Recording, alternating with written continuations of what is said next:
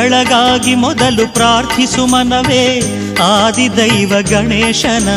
ಗೋಕರ್ಣದಲ್ಲಿ ಮಹಿಮೆಯ ತೋರಿದ ಉರಗ ವಿಭೂಷಣ ಗಣೇಶನ. ವಟುವಿನ ರೂಪದ ರಾವಣನೆದುರು ಬಂದನು ಸಂಜೆಗೆ ಗಣೇಶನು. ಸಂಧ್ಯಾ ವಂದನೆ ಮುಗಿಸಿ ಬರುವೆನೆಂದು ಲಿಂಗವ ಇತ್ತನು ರಾವಣನು.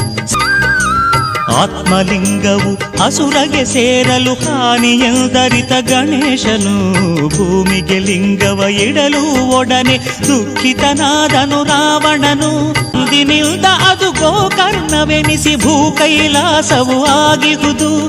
ಗಣಪತಿ ಶಕ್ತಿಯ ಚಿಹ್ನೆಯದಾಗಿ ಪುಣ್ಯಕ್ಷೇತ್ರವು ಎನಿಸಿಹುದು. ಬೆಳಗಾಗಿ ಮೊದಲು ಪ್ರಾರ್ಥಿಸು ಮನವೇ ಆದಿದೈವ ಗಣೇಶನ. ಗೋಕರ್ಣದಲ್ಲಿ ಮಹಿಮೆಯ ತೋರಿದ ಉರಗ ವಿಭೂಷಣ ಗಣೇಶನ.